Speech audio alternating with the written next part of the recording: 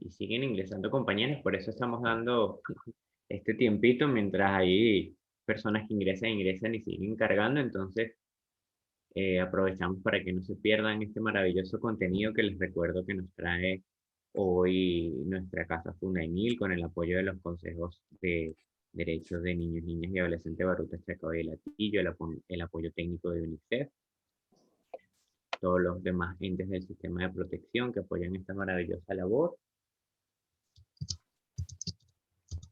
Y sin más, bueno, hoy le vamos a dar en este momento la palabra a la psicóloga licenciada Eusebis Gómez, quien nos va a dar estas palabras de bienvenida. Eusebis, ¿nos escuchas? Buenos días, ¿si me oyen? Excelente. Muy buenos días a todos los participantes en este maravilloso foro y oportuno, por supuesto, hoy en el Día Internacional de la Mujer.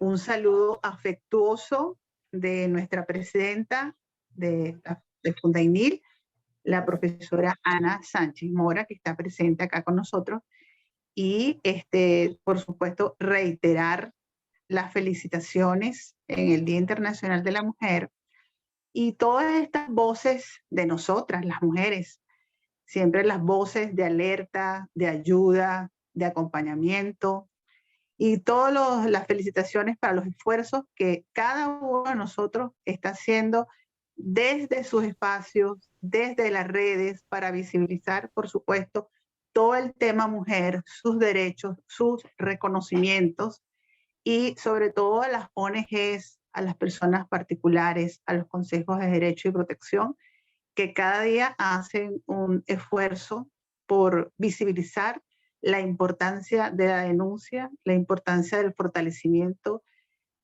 hacia la protección, no solamente de la mujer, sino de los niños, niñas, adolescentes y de su entorno. Yo quisiera, en nombre de la Fundación, hacer un reconocimiento hoy a las víctimas. Creo que toca hacer un profundo reconocimiento a las víctimas, sobre todo a las víctimas de femicidio. Reconocimiento a las niñas que en este momento en todo el mundo están siendo explotadas y se les están violando todos sus derechos. También recordar a todas estas mujeres que hoy están en duelo por todo lo del COVID-19, por todas las pérdidas. Hay muchas mujeres valientes que han asumido con mucha valentía, con mucha fuerza, todo el tema del duelo, y justamente es parte del trabajo de Fundainil estar al lado de las mujeres, recordándoles que ellas deben de seguir adelante, siempre con la bandera de la conquista de sus derechos. Quisiera en este momento, Willer, si me pones la lámina de ONU Mujeres para recordar el lema de este año que tiene ONU Mujeres. ¿Los tienes allí? El lema de este año de ONU Mujeres. Sí, allí está, ¿sabes? A lo mejor como está el celular no está en la pantalla correcta y no la ves, pero allí está. Si quieres se la puedo leer o usted Yo la leo. adelante. Disculpa. Dice, mujeres líderes por un futuro igualitario en el mundo del COVID-19. Imagínense el lema de ONU Mujeres para este año. Y me quedo sobre todo con el de mujeres líderes, quedándonos entonces con un mensaje positivo, con un mensaje de aliento, que desde cada uno de nuestros espacios podemos ser mujeres líderes, seamos madres, seamos profesionales, seamos líderes comunitarios. Yo les invito a cada uno de los participantes, el que quisiera hacerlo en forma voluntaria, que escribiera en estos momentos en el chat una frase que inicie con mujeres líderes por un futuro, y ustedes en el chat completen la frase después de la palabra futuro. Repito, mujeres líderes por un futuro, y ustedes le agregan el resto, es decir, por un futuro de armonía, por un futuro sin violencia y paz. Lo que ustedes quieran decir, los invito a colocarlos en el chat mientras yo sigo hablando, y luego Wheeler, antes de pasarle la palabra a nuestra distinguida ponente, les va a leer algunos de ellos. Le agradecemos, por favor, colocarlo. Fíjense, mientras ustedes los colocan, todas esas maravillosas mensajes y pensamientos de nuestras mujeres líderes, también, así como hacemos un reconocimiento a las víctimas, hacemos un reconocimiento a las niñas, a las adolescentes que muchas veces son víctimas de violencia en su etapa de noviazgo. Si nos quedamos también con el mensaje positivo, con el mensaje de la mujer aguerrida, la mujer que sale resiliente de las circunstancias y sobre todo en estos tiempos de COVID, yo pongo de repente como ejemplo a las enfermeras, a las doctoras que están en primera línea batallando con los enfermos de COVID en los hospitales. Mención especial a los docentes, por ejemplo, a las mujeres docentes, que son muchas y en su mayoría, que están en estos momentos dando todo por el todo para que nuestros niños, niñas, adolescentes puedan seguir su aprendizaje y no perder el derecho a la educación. Colocan sus teléfonos, muchas veces sus computadoras, han tenido que reaprender de la educación en presencia a la educación a distancia. Entonces, un aplauso para esas docentes, un aplauso para esas enfermeras, un aplauso para esas abuelas, para esas tías, para esas hermanas, para esos líderes comunitarios que están dando la batalla con los niños dejados atrás. Es un problema que vemos muy grave en nuestras comunidades, en las poblaciones donde damos atención psicosocial desde Fundainil, como muchas mujeres y hombres también se han ido a otros países a buscar mejoras, a buscar otros rumbos, y se van por 6 meses, por un año, y dejan los niños con las abuelas que ya hace tiempo que dejaron de criar. Y sin embargo, estas abuelas, estas tías, emprenden el compromiso de la crianza positiva. Parte de nuestro trabajo, del trabajo que hacemos en Fundainil con alianza de los consejos de derecho y protección de las alcaldías de Chacao, Baruta y El Hatillo, es justamente el acompañamiento psicosocial, tanto a las mujeres como a los niños, niñas, adolescentes, desde diferentes espacios, desde la escuela, desde la comunidad, en atención psicológica virtual, en línea, y reiteramos, por supuesto, ese compromiso. Estaba leyendo que Fe y Alegría, por cierto, tiene un programa que se llama Madres Promotoras de Paz. Es lindísimo desde el nombre, y un aplauso también para ellas, porque son estas madres que están en la comunidad, líderes comunitarios que están apoyando a los niños a hacer las tareas, porque muchas de estas madres nos encontramos en nuestras visitas diarias a las comunidades. Muchas de las madres en población rural o de población de alto riesgo no pudieron completar su primaria. De repente tienen también dificultades para leer y escribir, y muchas veces no pueden ayudar a sus hijos. Y hay otras madres, otras mujeres que, haciendo sintonía con las madres biológicas, están enseñando a los niños a leer y escribir, y los están sacando adelante con su educación. Entonces creo que es un día para visibilizar también nuestros logros. ¿Por qué no? No quedarnos solamente en los duelos, no quedarnos solamente en las dificultades, en las enfermedades mentales que están ocurriendo justamente por la ansiedad, por la depresión. Lo reconocemos, por supuesto. Reconocemos que el COVID ha traído muchas tristezas, muchos duelos, mucha ansiedad, y estamos trabajando sobre ello.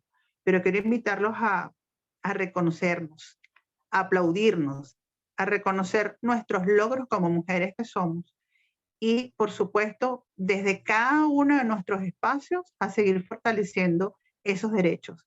creo que en el momento que estamos reconociendo a la mujer, estamos también reconociendo los derechos de los niños, niñas y adolescentes. Fíjense que hay una frase que con esto voy a ir terminando para darle también cabida, por supuesto, a nuestra ponente, que lo dice una jueza suprema de la Corte de Estados Unidos, que dice: lucha por las cosas que te importan, pero hazlo de una manera que lleve a otros a unirse a ti. Me pareció hermosísimo ese mensaje. Lucha por las cosas que te importan, pero hazlo de una manera que lleve a otros a unirse a ti. La verdad es que si hacemos todo nuestro trabajo de protección, de visibilizar lo que hacemos en forma positiva, de estar atentos en la sintonía de los problemas, de las debilidades de los niños, niñas, adolescentes y su familia, en ese momento que lo hacemos del corazón, lo hacemos con compromiso, con ética, con un código de ética que es de la Fundación Tenemos para todo lo que tiene que ver con la prevención, la orientación y la referencia de todo el abuso y la explotación sexual de nuestros niños y por supuesto de nuestras mujeres. Entonces, visibilicemos nuestros logros, visibilicemos los alcances, informemos, sensibilizar al mundo para que también al sensibilizar se conozca lo que podemos hacer con nuestros esfuerzos. Quisiera, Wheeler, que antes de pasar la palabra a nuestra experta, la licenciada Gisela Galeano Marino, pudieras leer algunos de los mensajes que pusieron en el chat para que ella se sienta la bienvenida que le damos en este día. Por favor, puedes leer por lo menos 3 mensajes y nosotros los leemos al final. Gracias, William. Correcto. Bueno, son bastantes personas participaron, de verdad, gracias por estar tan activos. Al final les recordamos que luego de la ponencia con nuestra licenciada Gisela va a haber una ronda de preguntas y respuestas donde actualizaremos todos estos mensajes que están acá, los mensajes de saludo, los mensajes en respuesta a la dinámica de Eusebis y donde podrán hacer llegar sus consultas o comentarios relacionados a la ponencia. Por aquí tenemos Mujeres Líderes por un Futuro de Paz y Desarrollo Sustentable de Idairis, por un futuro de cambio positivo en nuestro país de Karina, Diana, un futuro inclusivo, un futuro de ejercicio pleno de nuestros derechos, de amor, de unidad, de mujer luchadora, de Joy, Elizabeth, Lorena, Yuendri, por un futuro lleno de amor propio. Hay otros mensajes, los cuales actualizaremos al final en nuestra ronda de preguntas y respuestas. Los invitamos a no perdérsela, a mantenerse activos durante la sesión y sin más, invitamos a nuestra ponente del día de hoy, la licenciada Gisela Galeno, a que tome el derecho de palabra. Puede proyectar sus diapositivas. Bienvenida, Gisela, de parte de Fundainil, los consejos de derecho de Baruta, Chacao y de Latillo, el apoyo técnico de UNICEF y todo el sistema de protección. Te damos una calurosa bienvenida. Adelante. Bueno, muchísimas gracias. ¿Me escuchan bien? Sí. Perfecto, le escuchamos.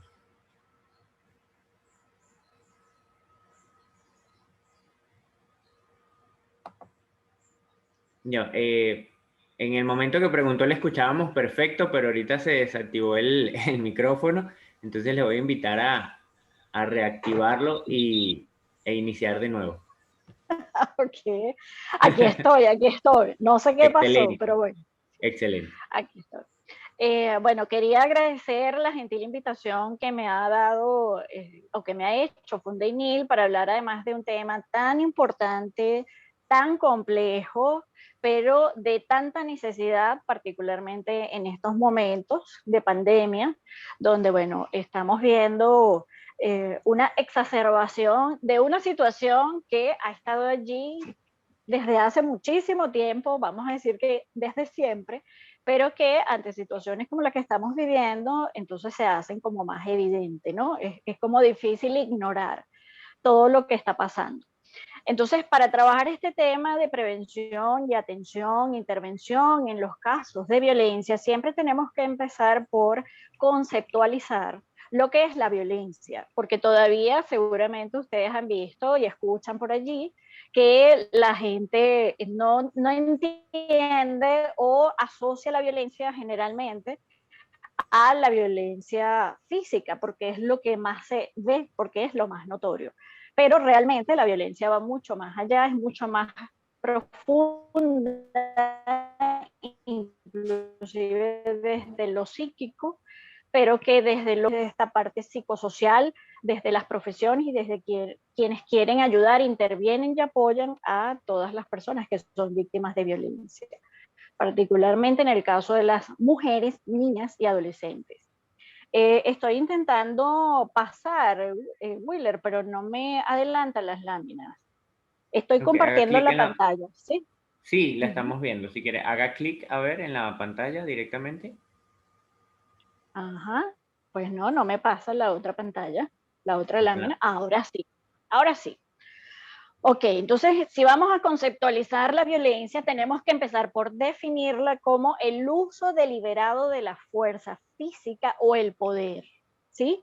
Ya sea en grado de amenaza o efectivo. Cuando hablamos del uso deliberado, ya tenemos aquí una característica muy particular de la violencia, es que tiene una intención, ¿sí? Quien usa o ejerce la violencia tiene una intención y tiene un objetivo. No es un acto casual, no es un acto de locura, no es que de repente sucedió esto, sino que hay una intención por parte de la persona quien está utilizando su fuerza física o el poder.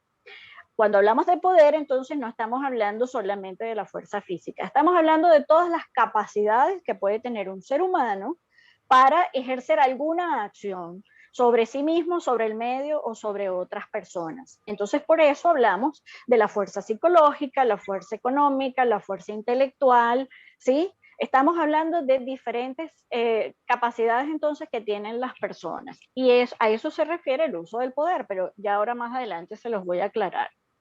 Además, puede ser en grado de amenaza o efectivo. ¿Por qué la amenaza también se considera una forma de violencia? Porque genera unos efectos psicológicos importantes que entran dentro de lo que llamamos la violencia psicológica precisamente. Esta violencia puede ser ejercida contra uno mismo, como en el caso del suicidio, otra persona o un grupo o comunidad que cause o tenga muchas probabilidades de causar lesiones, muertes, daños psicológicos, trastornos del desarrollo o privaciones. ¿Sí? Entonces estamos hablando de que la intención realmente va orientada a generar algún tipo de daño cuando se ejerce violencia sobre una persona o un grupo de personas. Entonces, cuando hablábamos del uso del poder, ¿verdad? O de la fuerza, ¿eso a qué nos remite? Que siempre va a haber una forma de ejercicio del poder.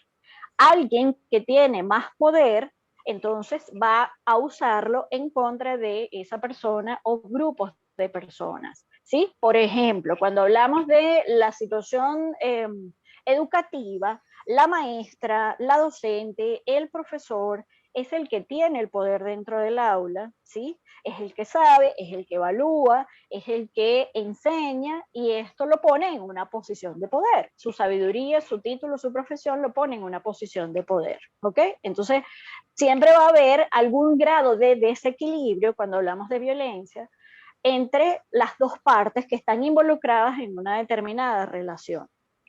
La otra cosa importante es que el uso del poder implica la existencia de un arriba y un abajo, reales o simbólicos. O sea, hablamos de este desequilibrio o jerarquía en el poder. Cuando hablamos de la existencia de este desequilibrio real o simbólico, hablamos de lo real, de lo que realmente existe, como por ejemplo en el caso de los docentes. Cuando hablamos, por ejemplo, en una relación de pareja, el hombre gana más que la mujer o la mujer gana más que el hombre. Eso es una situación real. Pero también está ese desequilibrio simbólico, es decir, en base a las creencias de la propia persona que cree que ese desequilibrio es natural y es así. Por ejemplo, cuando una persona dice, no, las personas blancas son más inteligentes que las personas de raza negra, eso es absolutamente simbólico porque además ya está más que comprobado que la inteligencia no tiene nada que ver con la raza, ¿sí? O cuando en las relaciones de pareja un hombre le dice a una mujer, O sea, tú no sabes nada de eso, tú no hables, porque tú qué vas a saber de eso si tú ni siquiera trabajas. Eso es lo simbólico, es lo que está dentro de las creencias, dentro del esquema de pensamiento de la persona, y para esa persona es una verdad. Y además se considera natural, normal, y casi que es una ley universal. Entonces, aquí ya empezamos a ver un poco la complicación en el manejo de la violencia, porque estamos hablando de que la violencia se aprende, que implica creencias sociales, culturales, aprendidas desde la familia, que es de donde empieza el proceso de aprendizaje de todo esto que llamamos el sistema de valores y el sistema de creencias. Eso se aprende en casa. Entonces, una persona que cree que de verdad la gente blanca es más inteligente que la negra, eso no se lo inventó ella. Seguramente lo ha escuchado, lo ha visto dentro de su contexto por la forma como se trata a las personas de raza negra, cómo se trata a las personas de un estrato social más bajo, y esa información va quedando en el inconsciente y va formando el sistema de creencias y valores de cada individuo, ¿sí? Y la otra cosa importante con respecto a la violencia es que siempre se necesitan dos para que haya una relación o un ejercicio de la violencia. Y hablamos generalmente de roles complementarios, como por ejemplo la relación padre-hijo o madre-hija, hombre-mujer, patrón-empleado, etc. De ahí entonces es que viene esto que nosotros llamamos violencia, y que debemos entender ya que no se refiere nada más a lo físico, porque los seres humanos tenemos muchos poderes, muchas habilidades y muchas capacidades. Si lo llevamos entonces a la violencia basada en género, lo que nosotros trabajamos o definimos como la violencia basada en género, es todo acto de violencia que tenga o pueda tener como resultado un daño o un sufrimiento físico, sexual y psicológico para la mujer, inclusive la amenaza de tales actos. Como vemos ahí en el concepto, ¿verdad? La coacción, la privación arbitraria de libertad, tanto si se producen en la vida pública como en la vida privada. Y aquí entonces es donde decimos, bueno, pero ¿por qué hablamos de la mujer específicamente? No, no es nada más de la mujer. Lo que pasa es que si lo vemos desde la perspectiva, ¿verdad? Familiar, además, a las mujeres se nos ha dado un rol determinante en lo que es la crianza y en lo que es el orden y la dinámica familiar, ¿sí? Pero realmente cuando hablamos de violencia basada en género, se incluyen todos estos tipos de violencia que estamos viendo en esta lámina, ¿sí? La violencia física, sexual y psicológica dentro de la familia, que también se conoce como violencia doméstica, el abuso sexual de las niñas en el hogar, la violación por el marido o por la pareja, la mutilación genital y otras prácticas tradicionales que no es parte de nuestra cultura, pero sabemos que eso ocurre en otros países, la violencia física, sexual y psicológica a nivel de la comunidad en general, donde se incluyen las violaciones y los abusos sexuales, por ejemplo, dentro del contexto educativo, dentro del contexto hospitalario, ¿sí? Todo eso forma parte de la comunidad, y en todos esos espacios las mujeres y las niñas particularmente somos mucho más vulnerables a ser víctimas de violencia.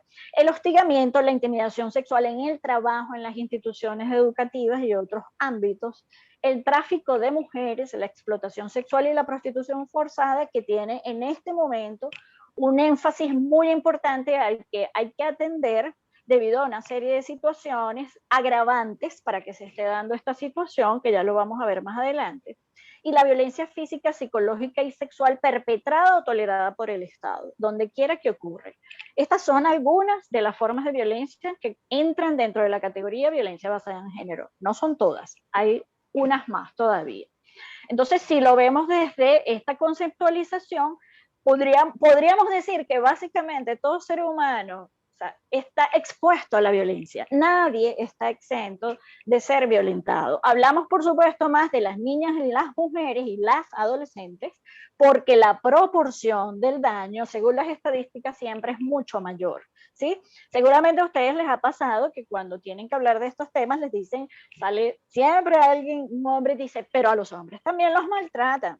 Sí, claro, a los hombres también los maltratan, porque esto tiene que ver con aprendizaje y cultura, pero la proporción es demasiado abismal. Estamos hablando que la violencia hacia las mujeres ocurre más o menos en el 70 u 80% de la población mundial, en comparación con la de los varones. Y además para los hombres la violencia generalmente, la que más se da en ellos, tiene que ver más con la violencia social, que también es parte de este tema de la cultura machista y de las inequidades en el poder, puesto que a los hombres sí se les permite utilizar su parte agresiva para solucionar problemas entre hombres, por ejemplo, y nos parece natural.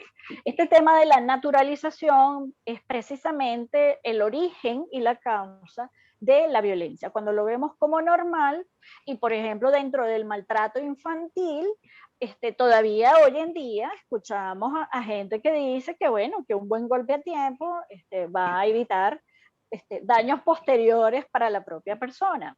¿Por qué? Bueno, porque son prácticas culturales que se creen que porque son dentro del ámbito privado no tienen impacto afuera, pero la verdad es que ya está más que comprobado y lo estamos viendo, que el daño en la psique desde la infancia pues va a tener consecuencias no solamente a lo largo de la vida de la persona cuando ya es adulta, sino que esto va a impactar en la salud social también.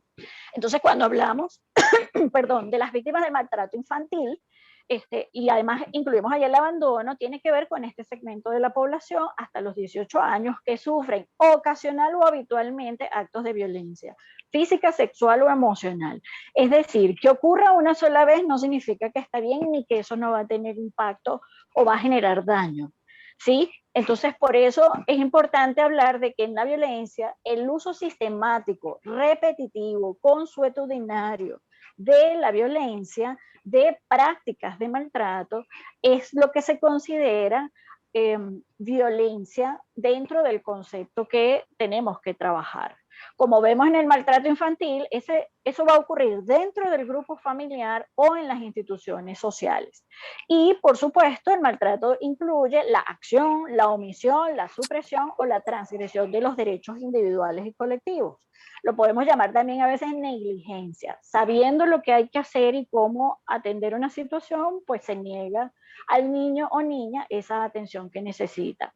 Y es importante entender aquí que se incluye el abandono completo o parcial, sea por las razones que sean. Cuando Eusebis comenzó su exposición, ella mencionó el tema de cómo este tema migratorio ha afectado a las familias y especialmente a los niños y niñas que están siendo criados en este momento por terceras personas que no son sus papás. Y la gente pudiese decir, bueno, pero es que los papás tienen que salir a trabajar porque es que alguien tiene que mantener a la familia. Sí, racionalmente eso se puede entender y es justo. El tema es que eso también va a tener un impacto en la psique de un niño o una niña porque no entiende que hay que trabajar, sino que quiere a su mamá y a su papá cerca. Entonces, por eso hablamos de que en el maltrato infantil esto está ejecutado mayormente por los padres, por las madres o por quienes hacen el rol de cuidadores, ¿sí? Abuelas, madrinas, padrastros, etcétera. Si entendemos entonces todo este contexto de la violencia, que es parte de la cultura, de una cultura machista, inequitativa, donde las mujeres, que somos la mitad de la población, estamos siendo víctimas de esta discriminación y maltrato, le tenemos que agregar, lamentablemente, para nosotros en nuestro país, la situación de emergencia política compleja que venimos viviendo desde hace por lo menos 4 o 5 años, que además ya está reconocida.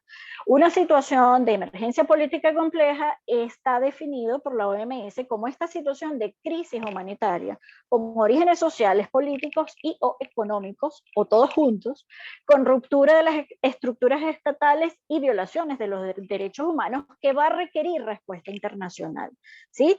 Esta ayuda humanitaria, ¿verdad?, que se está llegando, que de alguna manera se está esperando y que necesitamos, es parte de esta situación de emergencia política compleja. ¿Y por qué se requiere entonces la respuesta o la ayuda internacional? Porque las consecuencias de una situación como esta son realmente dramáticas para la población. En general, ya estamos hablando de que esta situación viene impactando a todo el país, sea de la clase que sea y sea de la edad que sea. estamos hablando de que una situación de emergencia política compleja o de emergencia humanitaria ya genera un sentimiento de desamparo. Es decir, la gente siente que está a merced de otra persona que no tiene control sobre su propia existencia, y esto, por supuesto, va a generar toda una serie de daños psicológicos, como la depresión, como el desarrollo de trastornos de ansiedad. Y en el caso de pacientes que ya tienen un diagnóstico, por ejemplo, de enfermedad mental, pues se va a exacerbar su condición. Hablamos también de una ruptura de la propia existencia, es decir, esto que estamos viviendo es un hecho traumático desde el punto de vista individual y colectivo, porque los cambios que se han tenido que hacer han sido demasiado radicales y brutales para muchas personas. Los recursos que tienen que usar son demasiados, y esto va a generar, por supuesto, un impacto en la salud física y mental. Estamos hablando también de una tensión negativa extrema, es decir, el estrés crónico, casi permanente, que la gente está viviendo para accesar a los servicios, para obtener efectivo, para moverse de un lugar a otro, para la sobrevivencia, ¿sí? De conseguir alimentos, etcétera, pues va a generar un estado de tensión negativo prácticamente permanente en las personas. Estas situaciones, además, como ya hemos visto, como por ejemplo la desestructuración familiar y organizativa, las separaciones de las familias, va a dificultar lo que son los procesos de duelo. Como han habido tantos cambios y tantas pérdidas, se abren muchos procesos de duelo en las personas, y estamos hablando de los niños, niñas, adolescentes, adultos, personas de la tercera edad. Todo el mundo está viviendo situaciones de duelo, de muchas al mismo tiempo, que además por toda esta emergencia y esta situación digamos, de sobresalto permanente, no hay tiempo de atender el duelo. Esto también va a tener consecuencias en el largo plazo a nivel psicológico. Además, está el empeoramiento de las condiciones de calidad de vida de una forma dramática para mucha gente, ¿verdad? Las pérdidas del trabajo, las pérdidas de empresas, los ingresos o el sustento de alguna manera ha mermado brutalmente. Esto además hace que los proyectos de vida pues o se desintegren o haya que reestructurarlos, y eso es un estrés adicional.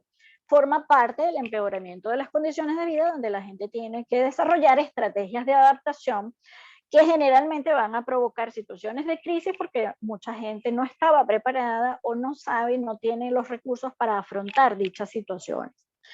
Y por supuesto, la emergencia humanitaria, ya lo estamos viendo, está generando aislamiento social y cambios culturales, que cuando hablamos de cambios significa que no vamos a volver a lo anterior, que de alguna manera esta situación lo que nos está diciendo es que tenemos que cambiar nuestra forma de ver el mundo y nuestra forma de solucionar muchas cosas, o que tenemos que modificar nuestra manera de adaptarnos a la realidad.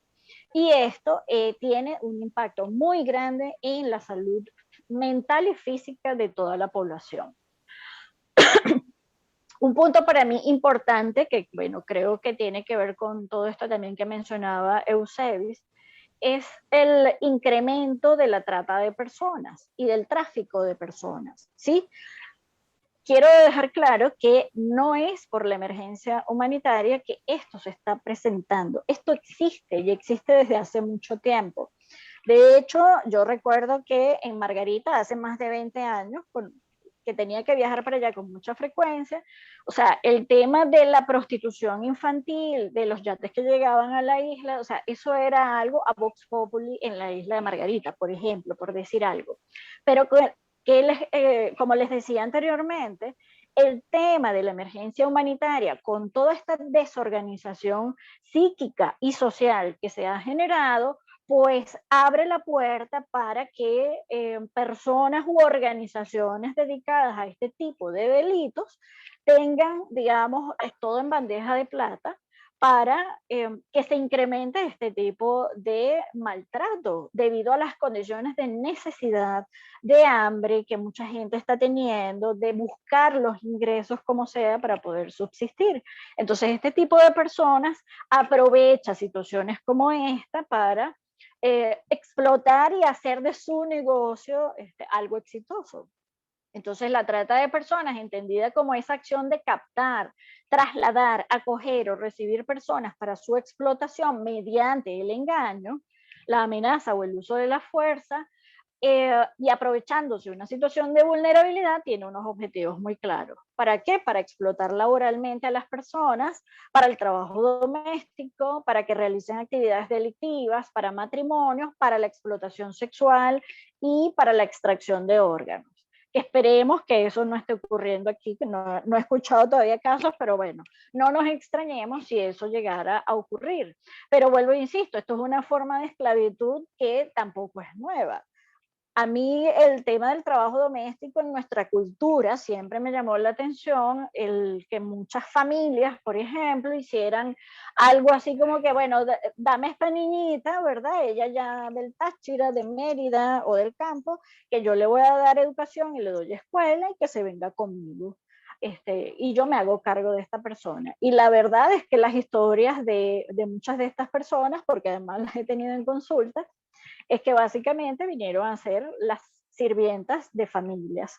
Quizás en algunos casos sí hubo este tema de darles educación, casa, comida, etcétera, pero eso tiene un costo muy alto. De hecho, es un ambiente donde se da y se presta mucho para el abuso sexual infantil. Entonces, como vemos, pues esto no es nuevo, pero que ahora se está visibilizando de una forma muy dramática y de ahí la importancia de que hablemos de esto. Además de entonces de toda la situación que ya venimos viviendo acá en Venezuela, ¿verdad? De la emergencia humanitaria, se nos agrega la pandemia a partir del año pasado.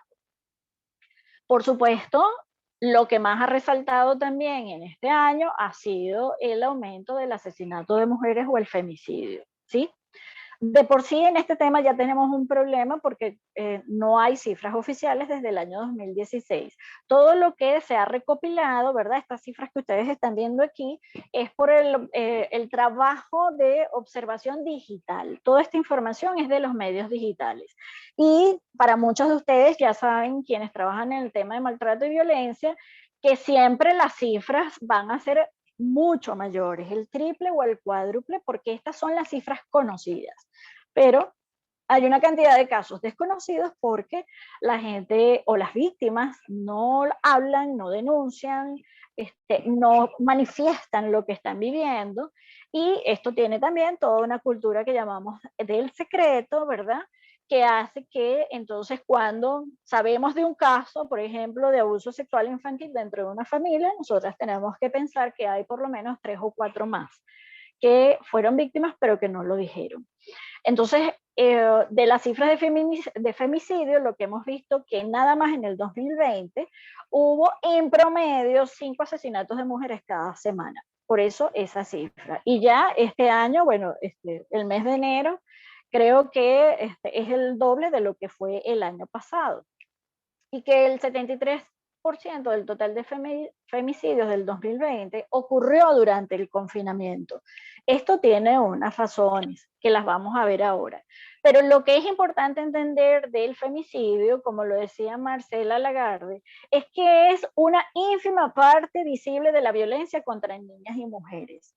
¿Por qué? Porque el femicidio es el final de una escalada de violencia que viven las niñas y las mujeres. Es decir, que una mujer que está siendo víctima de violencia, además, es bastante probable que tenga una historia de violencia en la infancia de cualquier tipo dentro de su hogar. Y que en el caso de las mujeres, el femicidio, digamos que en esta línea, en este continuo de violencia que va siempre en aumento, o sea, no es que mejora, no es que se para, siempre va en aumento. Si esto no es detenido, ¿verdad? Si esto no se para, este femicidio es simplemente la materialización de toda una serie de otras violencias, la violencia psicológica, la amenaza, el intento de asesinato muchas veces, ¿sí? Por supuesto, siempre está de base acompañando toda la violencia psicológica, y esto es como, o sea, el final, que de alguna manera, como hemos visto de las publicaciones en internet, vemos que muchas veces las víctimas o ya venían de una situación de violencia, o en última instancia, cuando deciden por fin terminar la relación, entonces no es aceptado por el hombre, ¿sí? Entonces hablamos de nuestra cultura machista, donde pareciera que las mujeres somos propiedades, que las niñas, las adolescentes, las mujeres y los niños son propiedades de alguien más. Y no tenemos libertades o se nos coartan nuestras libertades. Entonces, por eso hablamos siempre de que la violación sistemática y reiterada de los derechos humanos de las mujeres es lo que se constituye como violencia. Y lo que dice Marcela Lagarde es que su denominador común es el género. O sea, somos víctimas de la violencia por haber nacido con una vulva y pertenecer al sexo o al género femenino, ¿ok? Esto es un tema además muy profundo, digamos, desde lo psicológico, que vale la pena, digamos, hablar también en otro momento, pero que por ahora tenemos que ver que la situación de confinamiento, pues lo que está poniendo de manifiesto es esto, pero no debemos olvidar que hay mucho tiempo de maltrato que las víctimas están sufriendo. ¿Por qué ha aumentado la violencia contra las mujeres durante el confinamiento? El que la gente esté encerrada hace que el estrés sea mucho mayor y por supuesto una de las cosas que pasó inmediatamente es que las redes de apoyo, las redes sociales, digamos, de las personas, la gente con la cual nos podemos juntar, se vio perturbado, se vio restringido de una forma muy intensa y abrupta.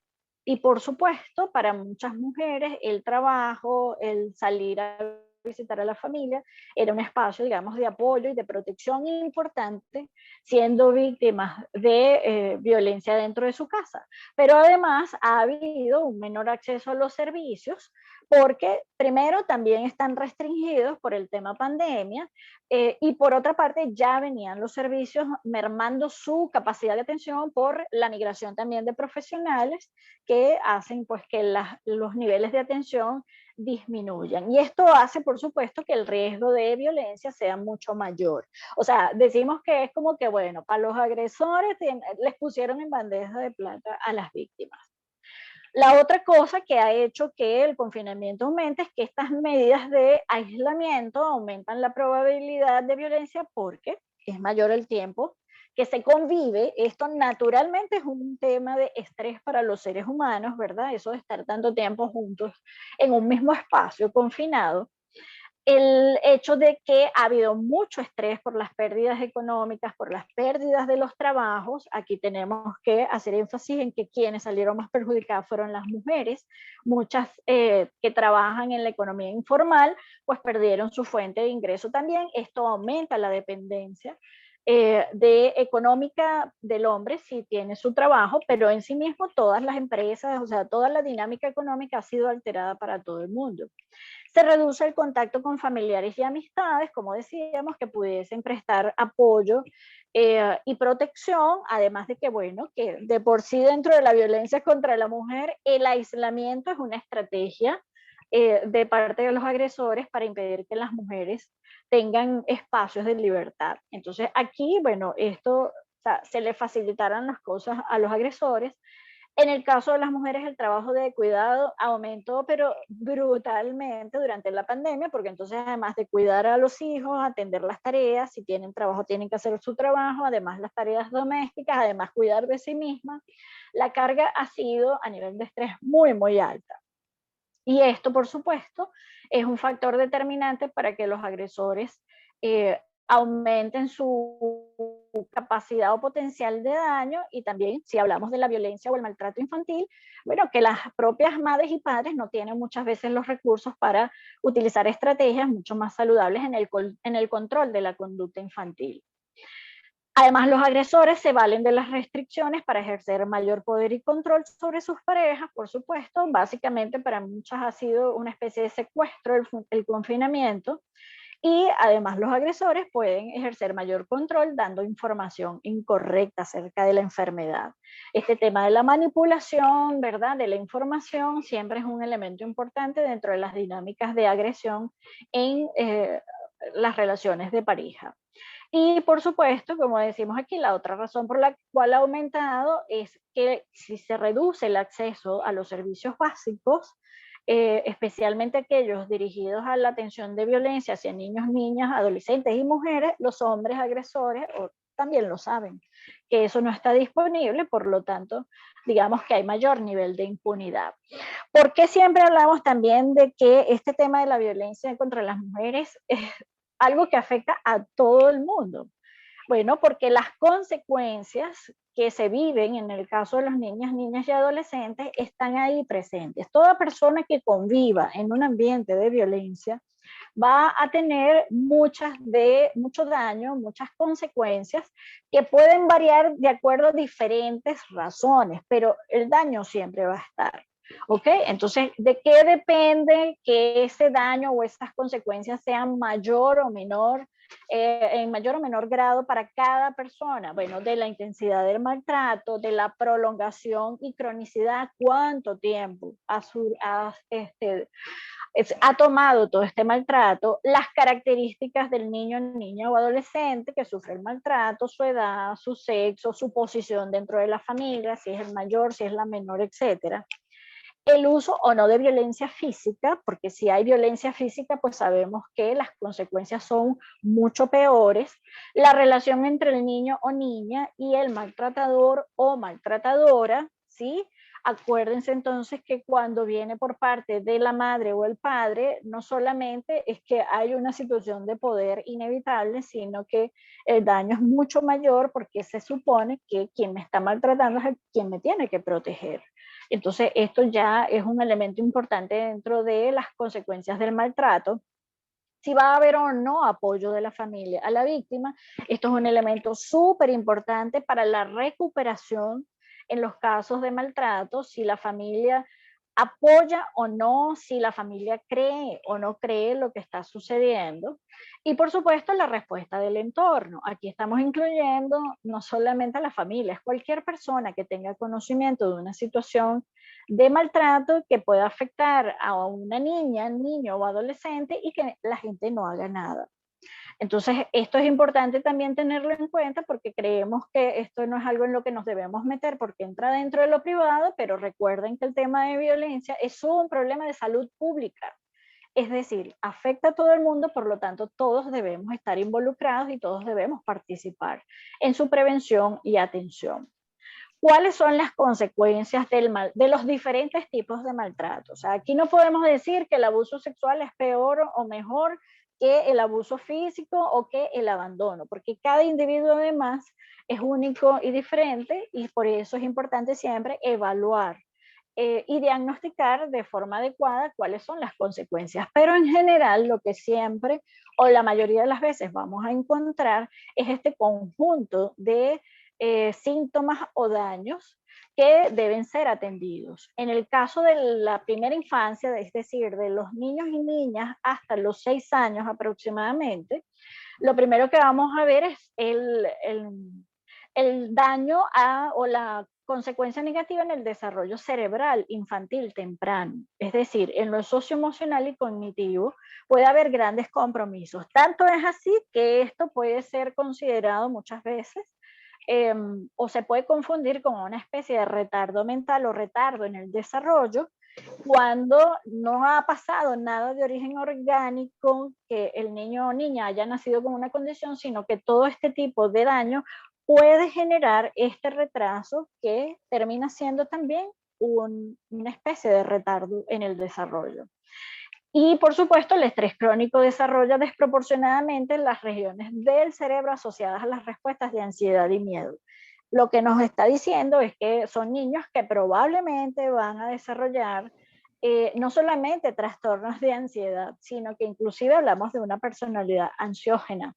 Y esto además tiene otras consecuencias en lo que tiene que ver con la seguridad personal, en la autoestima. ¿Okay?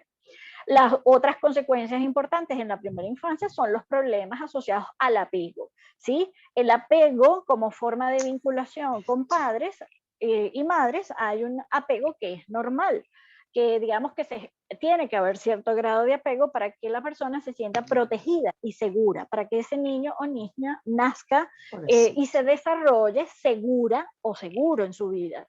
Cuando ocurre el maltrato, una de las cosas que siempre vamos a ver en las personas que han sufrido este tipo de situaciones es la desconfianza profunda a todas las personas. Y es una cosa lógica, si yo no puedo confiar en mis padres, ¿verdad? Que son los que me tienen que cuidar, ¿qué voy a esperar yo del mundo afuera? Esto interfiere con la autonomía, lo que hace que los niños y niñas sean mucho más dependientes emocionalmente hablando. Lo que siempre vamos a ver rápidamente son las alteraciones del patrón del sueño, inclusive también la alteración en los patrones de alimentación, el niño o niña que no tiene hambre, que no quiere comer o que empieza a comer en exceso, ¿verdad? Por ansiedad. La pérdida del control de los esfínteres, es decir, que pueden haber aprendido ya a controlar el pipí y pupú y de repente pierden esa función y entonces hacen como una especie de conductas regresivas, como si tuvieran menos edad. Hay muchas deficiencias psicomotoras, ¿verdad? Todo lo que tiene que ver con el desarrollo de la orientación espacial, la orientación temporal, las habilidades psicomotoras gruesas, las habilidades psicomotoras finas se van a ver comprometidas. ¿Sí? Esto generalmente lo ven más fácilmente las maestras en el preescolar, porque a la hora de aprender, pues estas son las funciones que se van a necesitar. Y hablamos también de los trastornos psicosomáticos, es decir, enfermedades que sufren o que padecen estos niños y niñas que no tienen un origen orgánico. Su origen es netamente emocional. ¿Sí? Entre estas pudiésemos mencionar, por supuesto, las alergias, los problemas de piel, el asma, que es una enfermedad netamente emocional, y así otras. O sea, no hay una causa orgánica, si lo llevan al pediatra, aparentemente no hay ninguna razón que justifique la enfermedad, y es porque es una cosa, una respuesta emocional, es una forma de los niños y niñas de intentar comunicar que están mal emocionalmente, pero no tienen la capacidad de expresar. En el caso de la infancia, a partir de los 6, 7 años de edad, ¿verdad?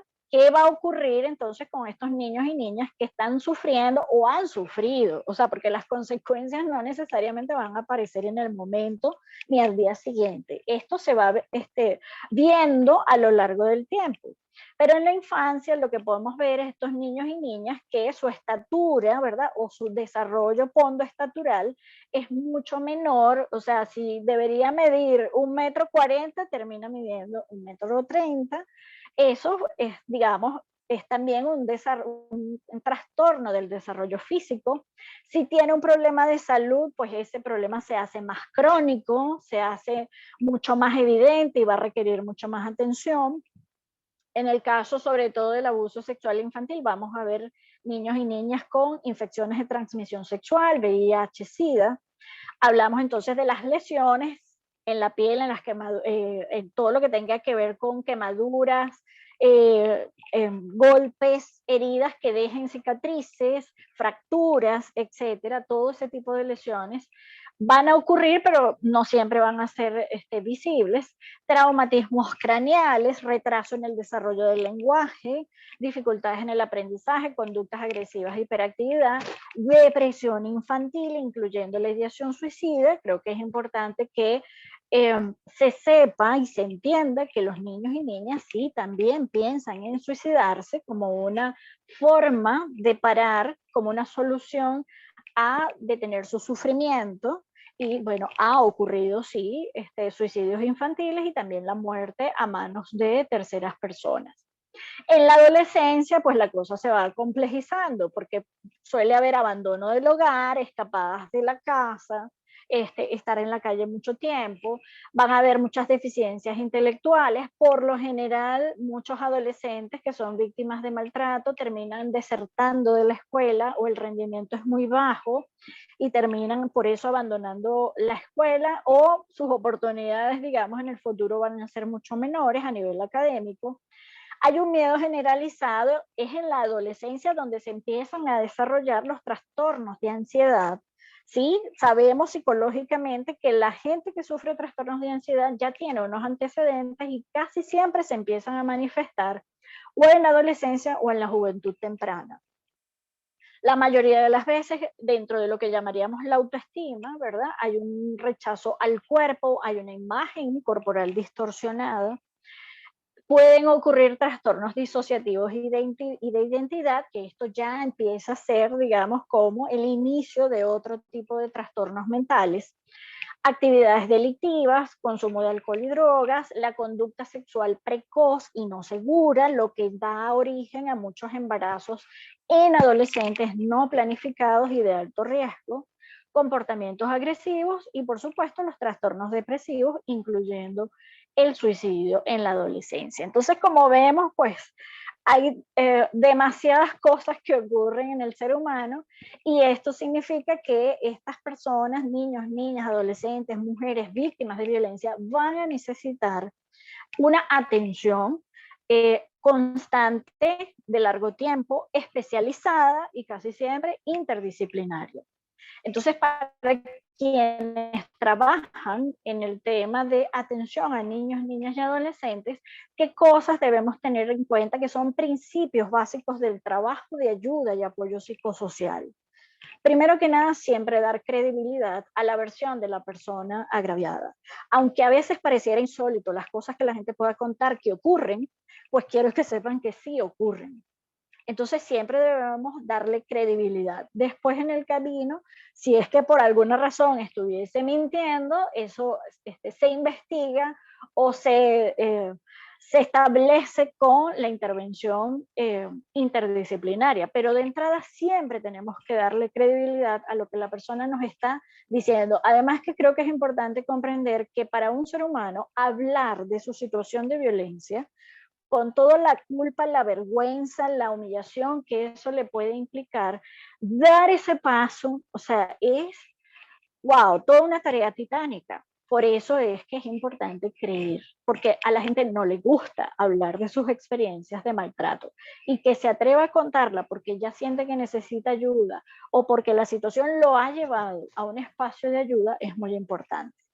Siempre se debe documentar las etapas de la atención, o sea, primero por la protección de los propios profesionales, la información que esto va a ser necesaria en el caso de procesos legales, pero también es importante registrar el verbatim, lo que la gente dice, cómo lo cuenta la gente y qué es lo que está observando él o la profesional sobre ese niño o niña.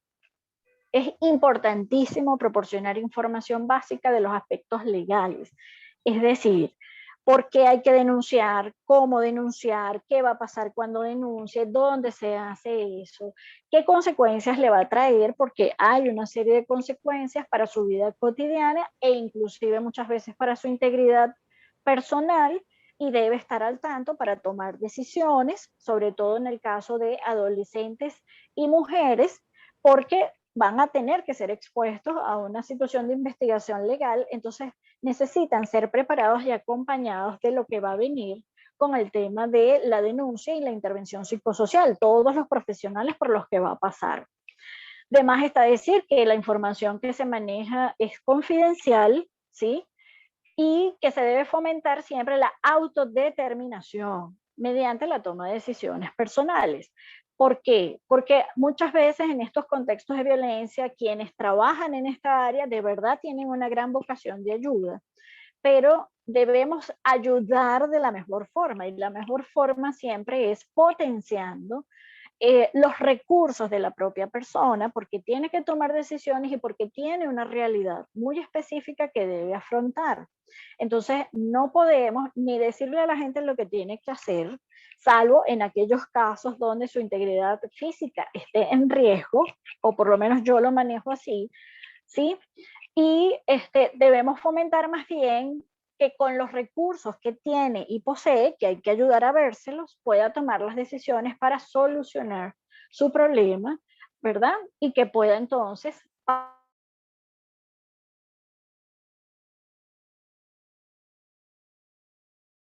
de reincorporación a la vida cotidiana. Es decir, el abordaje a las víctimas de violencia y maltrato suele ser largo, porque en el camino pasan muchas cosas y porque emocional y psicológicamente está tan afectada la persona que nosotros quisiéramos que reaccionara de cierta forma, pero no podemos forzar eso, porque estamos hablando de muchos daños a la autoestima, a la autoimagen, a su propia, digamos, capacidad o potencial humano para resolver. Entonces hay que hacer más bien un acompañamiento respetando ese proceso, ese ritmo, para solucionar el problema y que muchas veces, sí, nosotros sabemos que sería bueno que ya empezaras a trabajar, pero si la gente no se siente preparada para trabajar, no la podemos obligar a eso, ¿ok? Por lo menos no desde lo profesional. Que la situación obliga a que la persona tenga que salir a trabajar para su subsistencia es otro tema, pero no somos nosotros quienes vamos a dirigir ese proceso de reincorporación y de adaptación a la vida una vez que ha salido de una situación de violencia. ¿Cómo nosotros podemos ayudar? La primera herramienta siempre que vamos a tener son los primeros auxilios psicológicos. Los primeros auxilios psicológicos son una forma de intervención en crisis o una herramienta de intervención en crisis, y que es importante saber que esto no solamente lo damos o lo hacemos los profesionales de la psicología, ¿ok? Cualquier persona debidamente entrenada está en capacidad de dar primeros auxilios psicológicos. Y es importante además que se maneje esta herramienta, porque básicamente cuando la gente víctima de maltrato busca la ayuda, casi siempre es en una situación de crisis. Por lo tanto, hay que ayudar a la persona, en ese caso, a priorizar los problemas, ¿sí?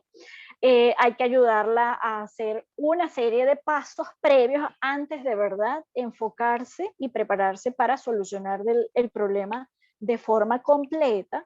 Entonces, los primeros auxilios psicológicos siempre son como el primer paso en el proceso de ayuda a las personas. Y como les digo, casi siempre están en crisis. Entonces, cualquier profesional o persona debidamente capacitada puede hacer esta intervención, que generalmente es una sesión, ¿sí? En un determinado momento. Además de ayudarla a priorizar los problemas, ¿verdad? Hay que ayudarla a pensar en las formas en que puede manejar el problema, ¿sí? Aquí hay una serie de preguntas que se le suelen hacer a la persona casi siempre.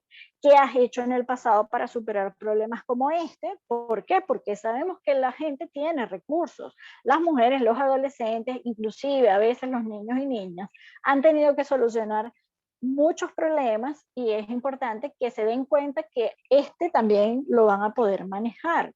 Solamente si vemos que de verdad no está en capacidad, nos toca hacer entrenamiento, pero casi siempre la persona ya ha pasado por esto y tiene cómo resolver. Por eso es que decimos ayudarla a pensar, no decirle cuál es la solución. ¿Qué has intentado hasta ahora? ¿Cómo te ha ido? Etcétera. ¿Hay alguien en que puedas apoyarte para manejar este problema? Aquí hablamos de las redes de apoyo, que es un elemento o un recurso importantísimo que da un buen pronóstico en la recuperación del proceso de salir de una situación de violencia. Y por supuesto, el otro elemento importante en los primeros auxilios psicológicos es animar a la persona a elegir una forma de manejar el problema. O sea, a que tome una decisión, la pruebe, ponga esa solución en marcha, a ver cómo le va. Y si no funciona, pues entonces la animamos a probar otra solución. Entonces hay toda una metodología que se trabaja en primeros auxilios psicológicos, y por eso se requiere formación y entrenamiento en el tema. Pero mientras más personas manejen esta herramienta, va a ser mucho más efectiva la ayuda a las víctimas, tanto en centros de ayuda como en comunidades directamente. Algunas herramientas que se utilizan en los primeros auxilios psicológicos son la respiración abdominal o profunda como técnica de relajación. Importantísimo alentar la expresión emocional, es decir, si la gente tiene ganas de llorar, que llore; si la gente tiene ganas de decir grosería porque está muy molesta, que las diga.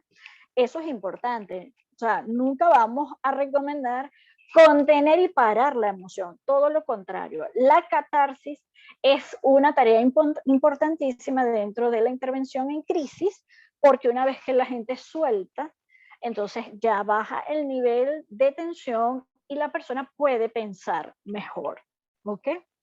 Hay que promover actividades placenteras, básicas, sencillas, económicas, lo que a la gente le gusta. Escuchar música, bailar, leer un libro, hacer ejercicios, hacer manualidades, y que recuerde que se tiene que cuidar, y parte del autocuidado es la distracción, la diversión, todo aquello que genere placer. Y por supuesto, proporcionar información sobre los recursos de asistencia. ¿A dónde puede acudir la gente? Centros de acogida, centros de capacitación, receptores de denuncia, líneas de ayuda, todos los recursos que estén disponibles. Es importante que las personas los conozcan. Al final, sabemos que la decisión es de la persona si va a utilizar o no esos recursos, pero que los conozca de nuestra parte es importante. Estas instituciones, estos profesionales, donde va a buscar ayuda, como les dije, son lo que constituye el acompañamiento psicosocial y va a requerir de diferentes profesionales. En algunos casos se va a necesitar asistencia médica, casi siempre se va a necesitar la asistencia legal y la psicológica, y también sería bueno tener asistencia socioeducativa, es decir, brindar otros espacios de capacitación, de aprendizaje para las personas, porque mientras más información tengan acerca del problema, acerca de su situación, pues por supuesto, mejores decisiones va a poder tomar. De allí la importancia de tener estos espacios, hablarlo abiertamente, porque mientras la gente menos sepa, es más vulnerable a ser violentada, a ser engañada, a ser utilizada y abusada. Entonces, mientras más información tenga, esto va a mejorar la capacidad de toma de decisiones. Aquí les estoy poniendo algunas instituciones, digamos, de las más conocidas en el país, sobre todo en Caracas, para la atención a víctimas de violencia y de maltrato. Sí les tengo que hacer la salvedad, de acuerdo a lo que hemos venido observando en la línea Psicoapoyo por Nosotras, que yo coordino, que lamentablemente los espacios de ayuda, los centros de atención son bastante limitados a nivel nacional, ¿sí?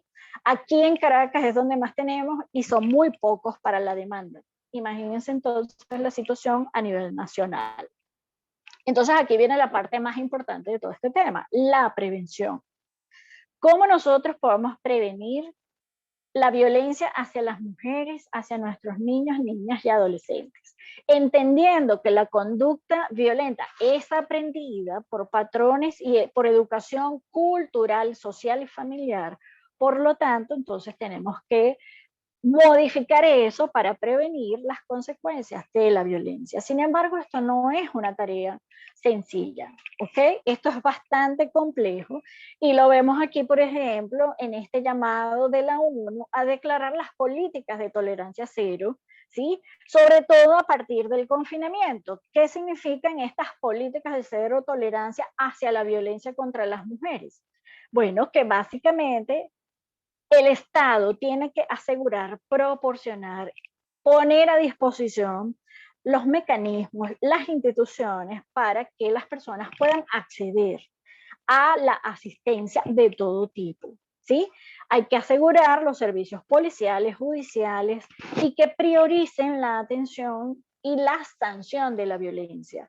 El tema de la sanción es muy importante dentro de las políticas de tolerancia cero, porque además una de las cosas que hemos venido observando en nuestro país y que favorece, por supuesto, el ejercicio de la violencia, es la gran impunidad que existe.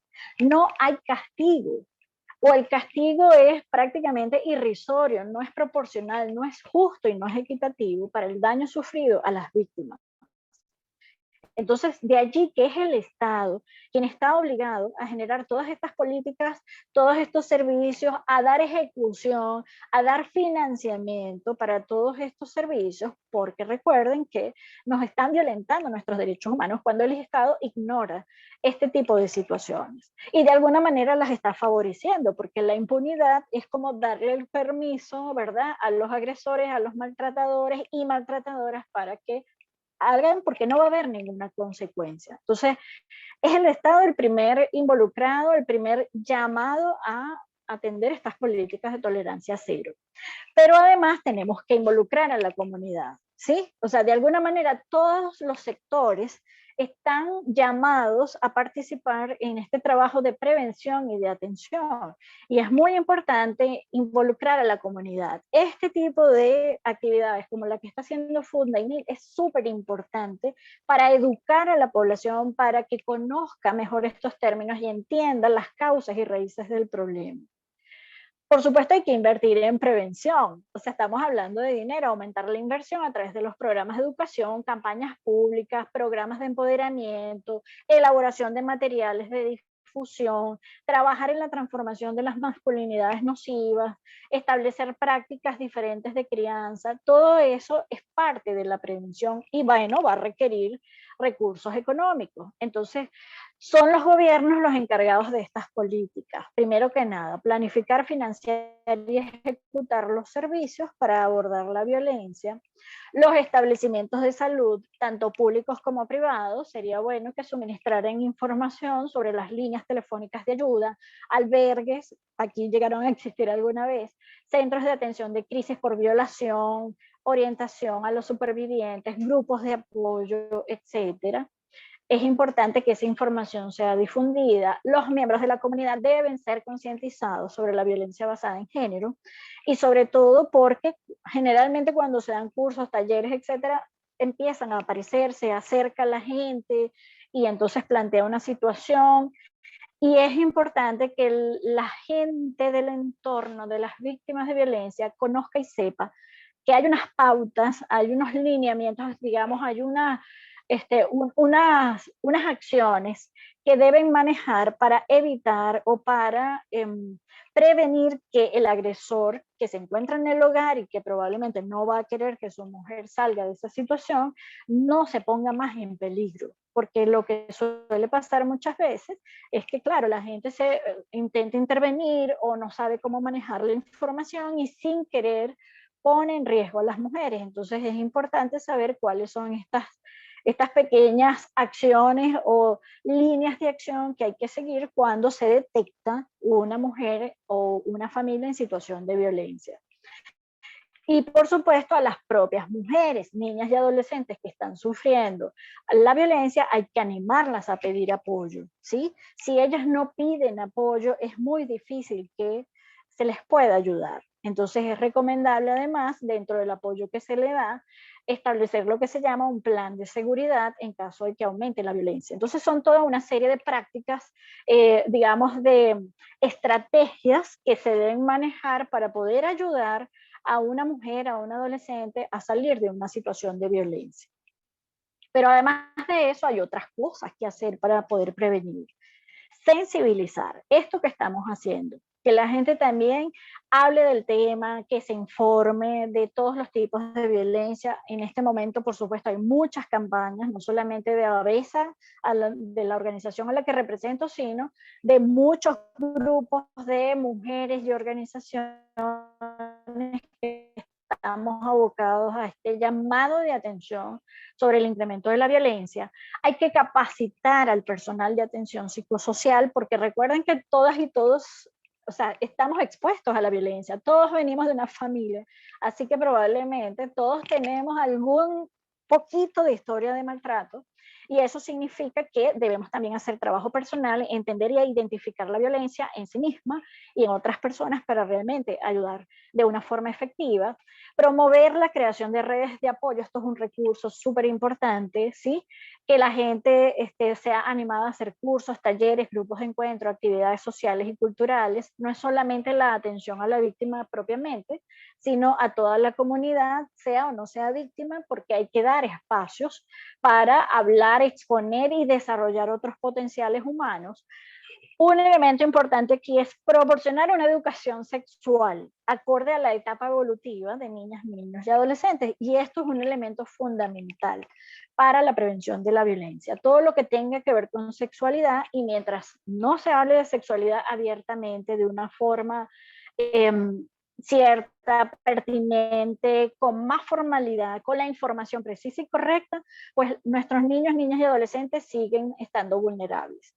Porque aquí hay muchos patrones, digamos, aprendidos social y culturalmente. La educación sexual no solamente se habla, la educación sexual se vive en lo cotidiano, y de ahí es donde tomamos la información de, por ejemplo, qué significa ser mujer, qué significa ser hombre, y eso también es educación sexual. Pero aparte de eso tenemos que educar, enseñar acerca de pautas de protección, de cuidado y autocuidado para prevenir el abuso sexual infantil, la violencia y el maltrato hacia niños, niñas y adolescentes y hacia las mujeres en la relación de pareja y en el noviazgo.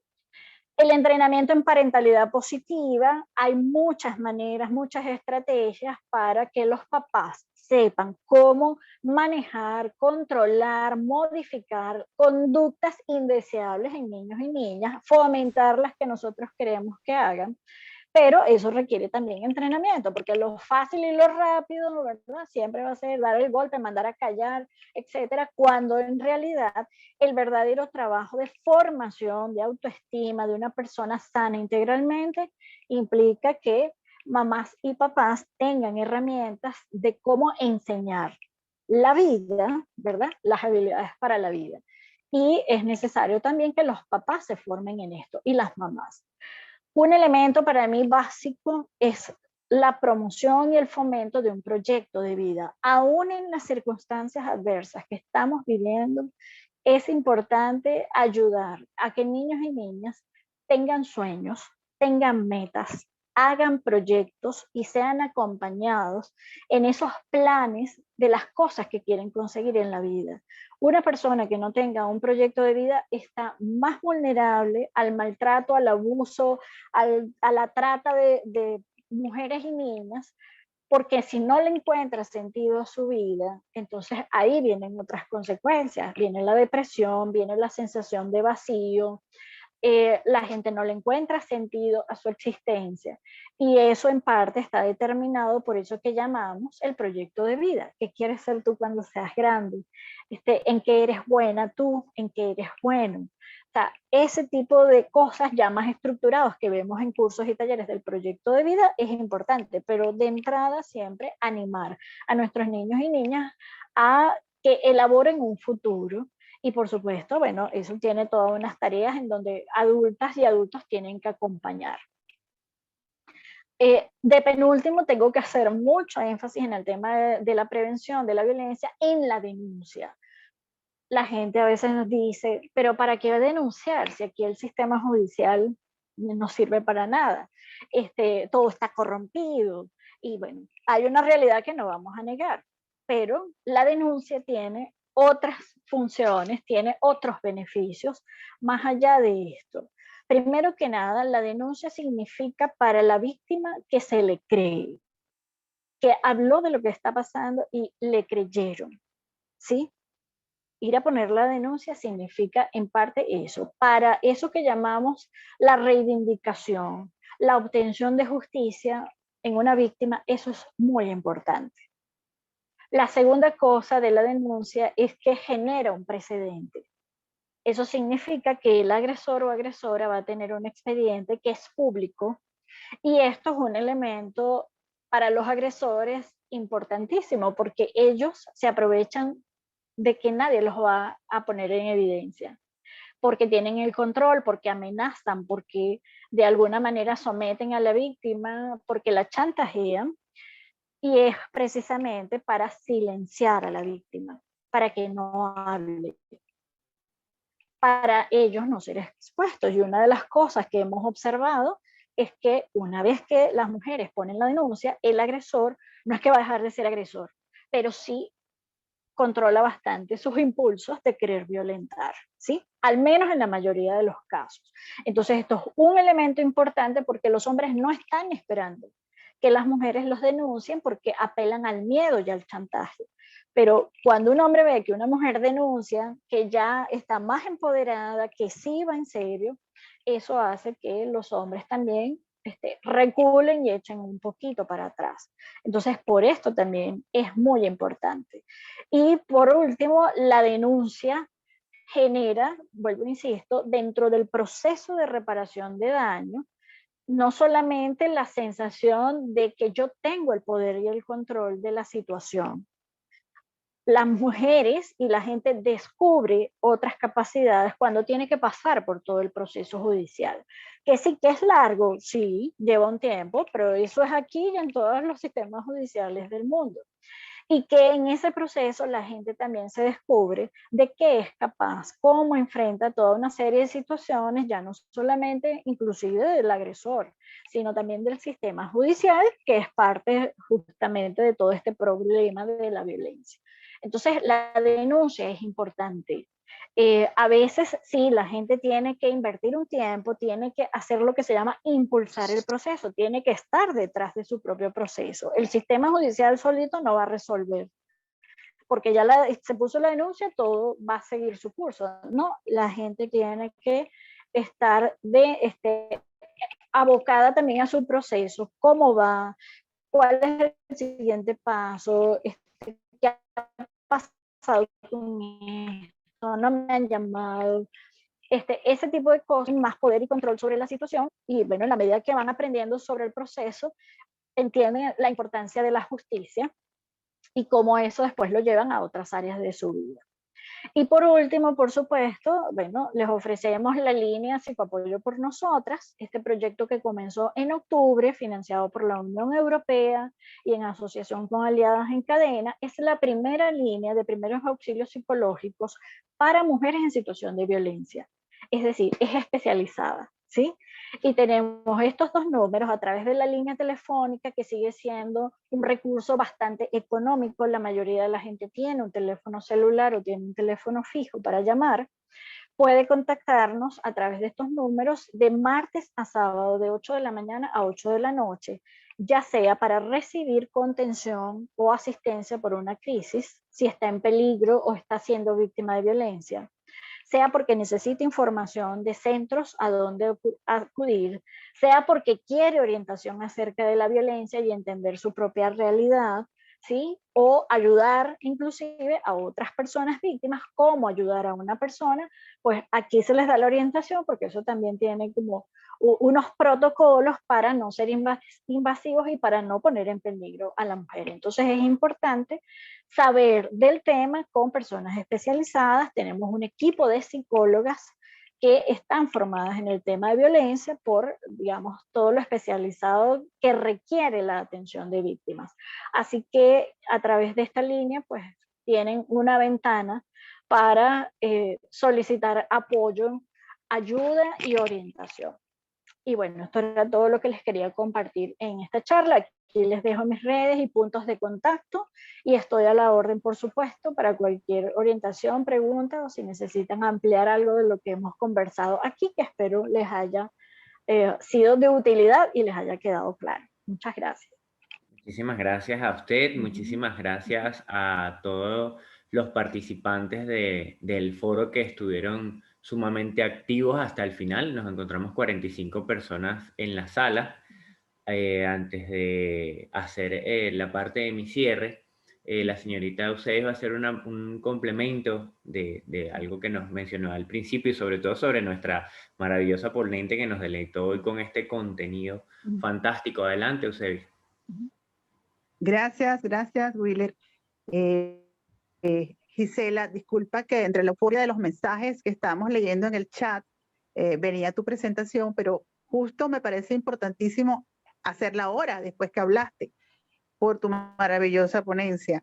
La licenciada Gisela Galeno Marino es psicóloga clínica, psicoterapeuta, especialista en dinámica de grupo, en violencia basada en género, derechos humanos, salud sexual y reproductiva. Es coordinadora de la línea de apoyo psicológica Nosotras de Avesta, que ya lo menciono en este momento. Tiene un programa de radio espectacular donde difunde justamente todos estos mensajes. Tiene invitadas, le he tenido el gusto de verlo en los últimos días, invitadas especiales que hablan no solamente sobre el tema de mujer, sino todo lo que subyace también a la violencia de género. Y me gusta muchísimo porque no solamente lo dice ella, sino que incorpora la difusión de mensajes a través de otros especialistas. Excelente presentación, Gisela, de verdad que creo que todo el público está fascinado. Creo que vamos a tener que hacer una segunda parte para seguir porque quedamos ávidos de información. Qué bueno, qué bueno. Y Muchísimas quería gracias. aprovechar también colocar nuestros teléfonos de atención psicosocial, que está en pantalla en estos momentos, tanto de trabajadores sociales, psicólogos, abogados, que trabajan en todo, primero en la línea de ayuda de emergencia, que en estos momentos de pandemia la abrimos inmediatamente una vez que cada familia quedó encerrada en su casa, no por ello dejamos de atender a los casos de emergencia. En estos casos de emergencia, por supuesto, está todo lo que tiene que ver con violencia de la mujer tiene que ver con abuso sexual, por supuesto, tiene que ver con todos los temas de discriminación, no solamente en la mujer, sino la violación de los derechos de los niños, niñas y adolescentes. Estamos, a pesar de la pandemia, estamos presentes en las comunidades y escuelas, en los días de flexibilización en coordinación con la zona educativa y en las comunidades con el Consejo de Derecho de las 3 alcaldías, Baruta, Chacao y Alatillo.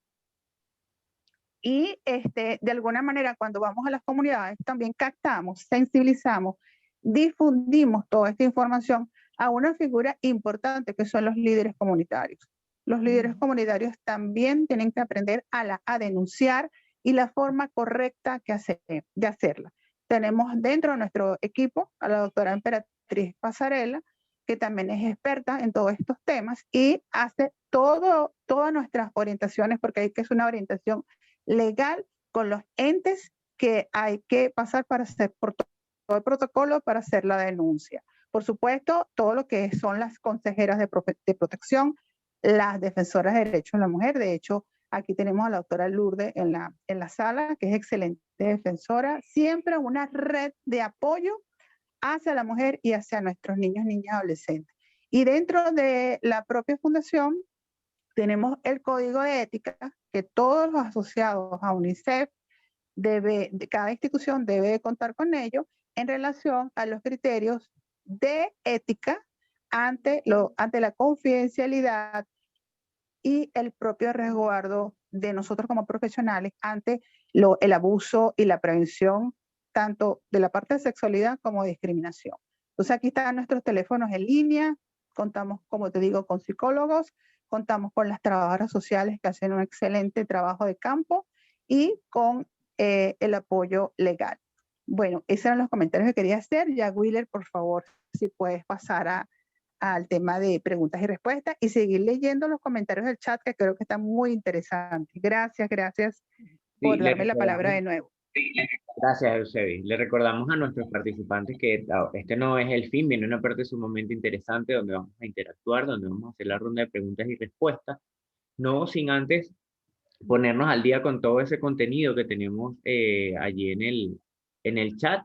Y sumado a eso, vamos, antes de pasar a esta etapa, vamos a darle la palabra a quien nos honra con su presencia, la presidenta de Fundainil, la doctora Ana Sánchez, quien lideriza este equipo, este maravilloso proyecto que hoy nos trae no solo este foro, sino un conjunto de foros en relación a la protección de la mujer, de los niños, niñas y adolescentes. Adelante, doctora Ana, ¿nos escucha? Sí, buenos días. Muy agradecida con la licenciada Galeno por compartir con nosotros esta valiosa aporte y experiencia que tiene. Y desde Fundainil, un reconocimiento a todas las mujeres en su día, en todos los roles que nos tocan desempeñar, como madres, profesionales, líderes, y cada día con el compromiso más alto para visibilizar la denuncia y sumar esfuerzos por nuestro aporte, para que nuestros niños y adolescentes, su familia y sus cuidadores tengan la oportunidad de contar sus derechos y no sean vulnerados. Muchas gracias a todos los oyentes, a todos los participantes por estar con nosotros, por siempre estar pendiente de las cuestiones que nos interesan, porque el Día de la Mujer, bueno, estamos celebrando algo que no debía celebrarse con fiestas ni nada, pero sí con el aprendizaje en qué debemos hacer nosotros en cada momento que se nos presente un problema, que tenemos que buscarle la solución a donde podamos llegar y hacer énfasis mucho en la denuncia. No dejarnos ser maltratados por nadie y que los niños, las niñas y adolescentes tampoco reciban los castigos, tanto físicos como psicológicos, que los afectan para toda la vida. Muchísimas gracias. Seguro, y bueno, tenemos una deuda, como les comentaba, en nuestro chat, y doctora, nuestra estimada licenciada Gisela, recibe unos cordiales saludos de Idairis Peñas, Kenny Betancourt, Berta Adames, Andrea Celis del Consejo de Derechos de Latillo, Joyver de Baruta, Keila Rivas, Adriana Medina de Emperatriz, de Fundainil, Berta Gilda, Elvis, Rosa González, que también ha sido una maravillosa ponente que nos ha acompañado en otras sesiones. Y con respecto a la dinámica de nuestra estimada Eusebis, llegaron muchos mensajes y tenemos acá de Marianela Hernández, Mujeres Líderes por un futuro de igualdad, de Idairis, futuro de paz y desarrollo sustentable, muchísimos más. No voy a leer todos los nombres para poder avanzar, pero sí los mensajes muy importantes que nos llegan sobre un futuro de cambio positivo en nuestro país, mujeres líderes por un futuro inclusivo, por un futuro de ejercicio pleno de nuestros derechos, de amor y unidad. Buenos días, feliz y de la mujer luchadora, dice Elizabeth Sosa. Un futuro de unidad y fe, lleno de amor propio, paz y armonía, reconectadas con nuestro poder de oportunidades plenas, de igualdad de género en el mundo, de mejores seres humanos en todos los sentidos, de triunfo y empoderamiento, luchadoras por un país lleno de calidad de vida, también de equidad de género, nos dice Carolina, un futuro próspero, y realmente son muchos mensajes que tenemos por acá. Ahí vamos a pasar a la parte de los agradecimientos. Florisa, va Berta, Gerardo, Luis Otillés y Daire, excelente exposición, excelente, me encantó la ponencia, nos dicen nuestros participantes. De Joyver, excelente ponencia, felicitaciones, muy buena exposición, me hace llegar el mensaje la señorita Lourdes López, muchísimas gracias por la ponencia. Muchísimos otros agradecimientos de Andrea, Celis, Carolina, Florisa, Beca, Jamie, Berta. Hay algunas preguntas por acá que vamos a proceder a responder. Y Carlos nos pregunta, me gustaría contar con la ponencia si fue grabada. Sí, la ponencia está siendo grabada, luego va a ser pasada a un formato de YouTube para poder ser difundida en un formato compatible y liviano para que puedan repasar o difundir esta información tan importante. Otras preguntas por acá, muchos agradecimientos, lo pueden ver en el chat en este momento. Génesis Vargas, un cordial saludo, feliz día a todas las mujeres empoderadas que luchan por promover un estado de bienestar en todas las mujeres de Venezuela. Gracias por su labor, firmeza y poder para luchar por todo aquello que creen posible. Gracias, Eusebio, por tu iniciativa, también dice la doctora Gisela. Bueno, vamos a proceder a la ronda de preguntas y respuestas.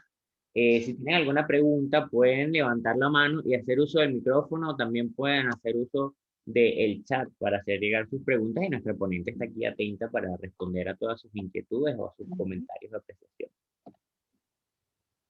Mientras escriben o participan, por aquí les dio un mensaje de Carlos García. Dice, el municipio de Sucre cuenta con el programa Casa Jóvenes de Sucre y Casa de interdisciplinaria a niños, niñas y adolescentes en situación de producción del maltrato infantil y juvenil. Este programa está bajo la responsabilidad del Consejo Municipal de Niños, Niñas y Adolescentes, cuyo director es el doctor Miguel Silva. Muchísimas gracias por tu mensaje, estimado Carlos. Gracias. Mira, voy a aprovechar y te voy a interrumpir, Willer. Gracias a Carlos por compartir esta información, porque quiero además pedirles yo ahora a ustedes, a los consejeros y a quienes trabajan en otras instituciones, además de Fundainil, que puedan brindar atención, que necesitamos tener esa información para el directorio de referencia de la línea Psicoapoyo por Nosotras. Como les dije, cada vez más los servicios se van como cerrando y se hacen más escasos. Y estas alternativas es muy importante difundirlas, ¿sí? Seguramente mientras nosotros estábamos montando el proyecto, algunos habrán recibido la llamada por parte del equipo para poder incluirlos dentro del directorio, pero si es posible, porque seguramente hacen actualizaciones o ofrecen otros servicios como el de Fundainil, que ya está atendiendo también vía telefónica, nos interesa tener toda esa información para poder compartirla con nuestras usuarias y que ustedes también pues, puedan hacer su parte, ¿no? Así que si pueden escribirme al correo directamente sus contactos, pues yo los llamaría o pondría en manos de otra persona esta tarea, porque sí necesitamos esa información. Esto es determinante, es básico para poder ayudar a las víctimas y darles este espacio, más oportunidades de ayuda. O sea, que no quede de nuestra parte que están ahí las opciones y que las mujeres tengan más de dónde escoger. Eso es lo que necesitamos, así que gracias por compartir esta información conmigo. Muchísimas gracias, mi estimada señorita Gisela Galeno. Por aquí una información muy importante y refrescamos de Lourdes López, nos recuerda que en el municipio de Baruta contamos con la Defensoría de la Mujer en el piso 8, en la antigua sede de la alcaldía, ¿ok? Vamos aquí al final de los mensajes, ok, refrescando esa información. Por el momento, voy a esperar un minutico más. Si alguien quiere hacer alguna participación, alguna pregunta, pueden activar su audio, como también pueden hacer uso del chat. Carmen Parra nos comenta que hay situaciones donde hay mujeres habituadas a la violencia, que luego sufren maltrato por parte de sus propios hijos cuando estos llegan a la adolescencia. Sí, bueno, yo te diría, Carmen, que no es un tema de habituación. El problema de la violencia es tan complejo que estamos hablando allí de factores psíquicos, familiares, sociales, como les decía, de creencias. Y de verdad que para muchas mujeres tomar la decisión de salir de una situación de violencia no es sencilla. ¿Sí? De hecho, muchas veces ustedes le dan la información a las mujeres y pasará un buen tiempo antes de buscar la ayuda, porque las mujeres violentadas además están muy estigmatizadas, sienten mucho miedo de quedarse solas, de ser abandonadas, de no tener recursos para su subsistencia, de ser más maltratadas, por ejemplo, por terminar la relación, y ya vemos que no es absurda ni irracional esa creencia. Hay mucha vergüenza, hay mucha culpabilización.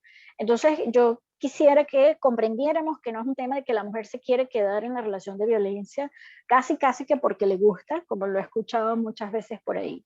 Es que es una decisión demasiado dura, compleja y con muchas consecuencias, mucho impacto en varias personas. Y por eso no es tan sencillo tomar la decisión. Y por eso el tema de acompañarlas, ¿sí? Y de que cuando ellas estén listas, entonces en ese momento es que se hará la denuncia y es que buscarán la ayuda. Pero primero que nada hay que escucharlas, ¿sí?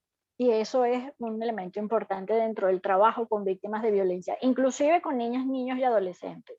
La vergüenza y la culpa y el miedo a exponer la situación es lo que hace que se callen. Y hay una máxima dentro del trabajo con violencia que es muy importante promover. El silencio a quien protege es al agresor.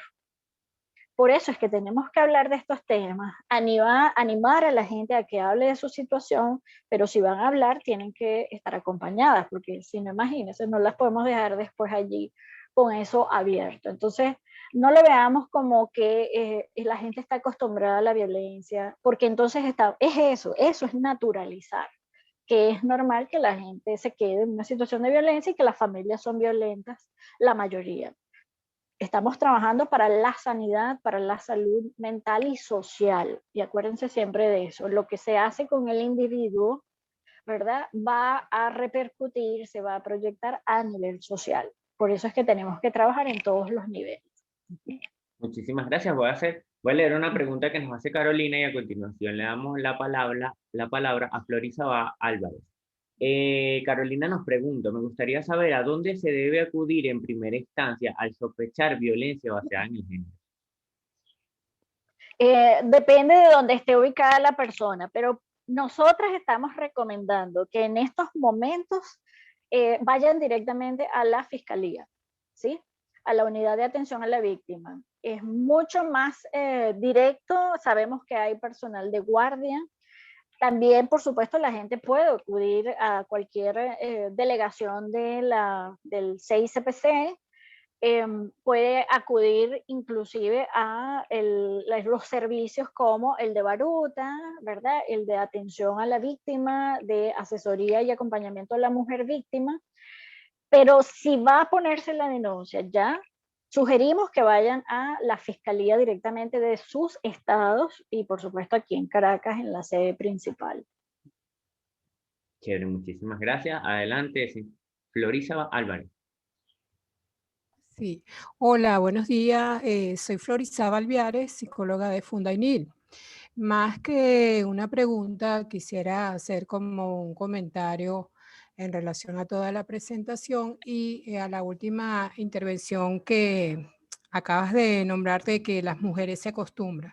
Yo pienso que el tema de la violencia en la que se ha visto inmerso tanto la mujer como los niños, niñas y adolescentes, que cuando vamos creciendo es tan tan penetrante que no se llega a cuestionar ni se hace consciente de que se está siendo sometido a una violencia. Entonces uno lo ve como muy natural. Entonces es difícil, son como esas creencias invisibles o esos hilos que nos pueden manejar como títeres y nosotros accionamos inconscientemente. Quizás lo puedo decir por mi experiencia natura, pues por mi propia experiencia que pude hace no mucho, no voy a decir que muchísimo tiempo atrás, pude detectar lo que era violentada mi persona. Y no me daba cuenta, simplemente por un jueguito entre mujeres, vamos a decir, qué aspectos tendrías tú para enamorarte de ti misma.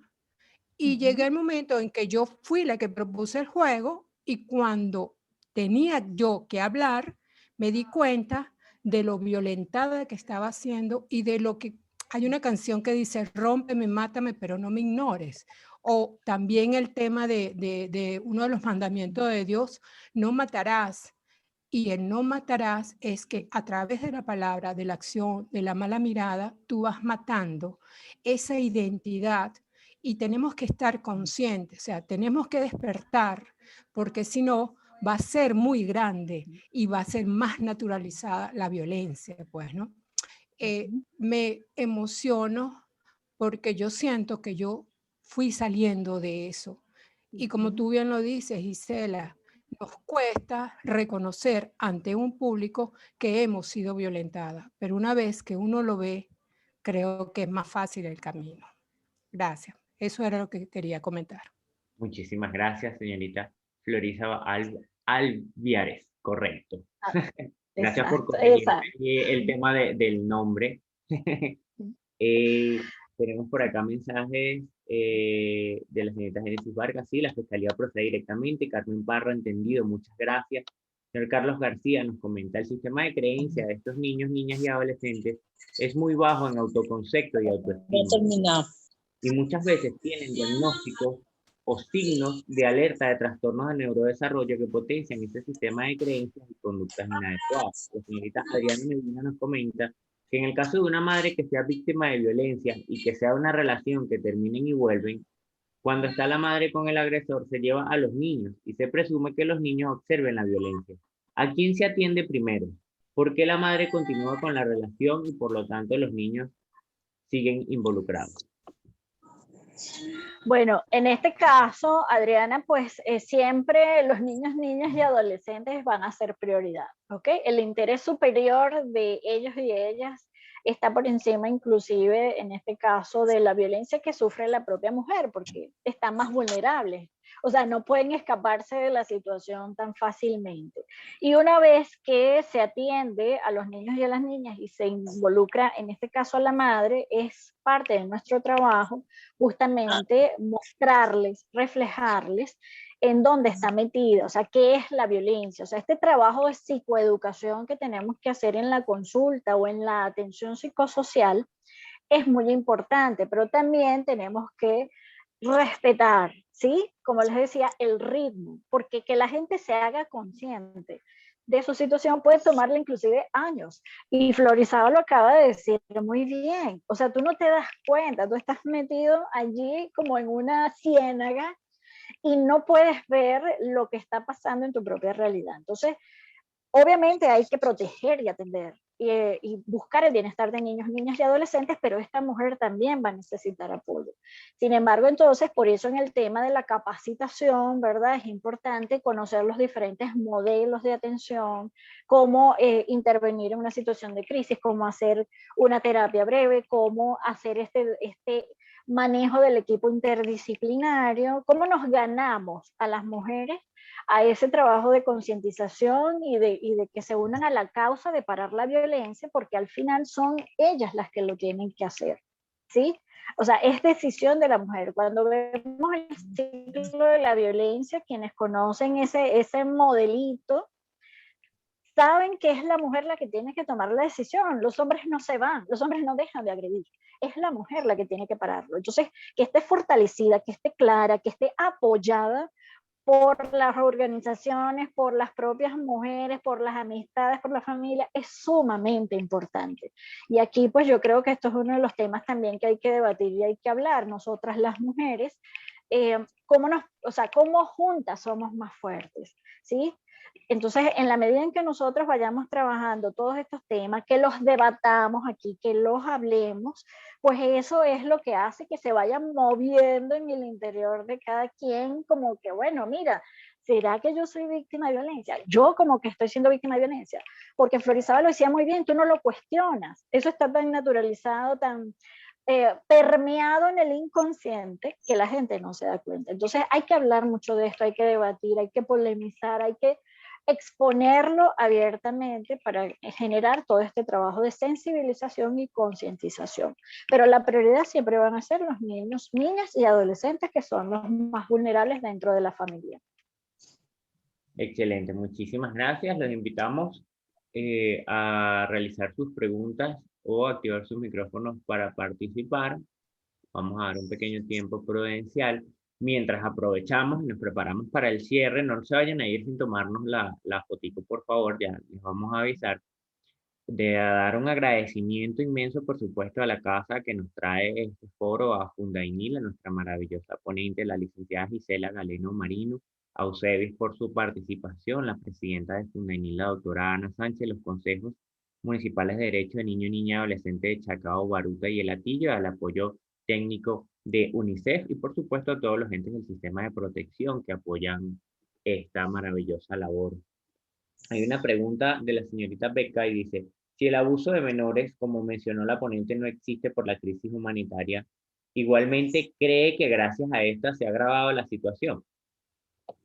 Sí, definitivamente, sí. O sea, como les digo, cada vez que hay una situación de crisis, de desorden o desorganización, ¿verdad? Dentro del grupo o el colectivo, todos estos temas de violencia, de maltrato, los problemas, digamos, personales de cada quien, la ansiedad, los miedos, las inseguridades, se van a hacer muy patentes, muy manifiestos, porque la situación externa moviliza, ¿ok? La psique de cada individuo y empiezan, digamos, a surgir toda una serie de procesos en la persona. Entonces, por ejemplo, una de las cosas que nosotros vamos a ver desde el punto de vista estrictamente psicológico en una situación de crisis es que la persona no sabe qué hacer con la situación. Y sobre todo los hombres, y aquí tengo que meter el tema de género, ¿ok? Porque es parte de la crianza y la cultura. Los hombres tienden a manejar su vida emocional con violencia. A las mujeres se nos educa para que nuestra vida emocional la canalicemos por la tristeza y el aguante, ¿sí? O sea, como que bueno, eso es así, cálatelo, es normal, tú puedes, o sea, y realmente esto lo que está poniendo en evidencia es cómo es todos estos patrones de crianza, todas estas creencias machistas, desiguales, discriminadoras hacia las mujeres, hacia las niñas, o sea, están en nuestra cultura inmersa.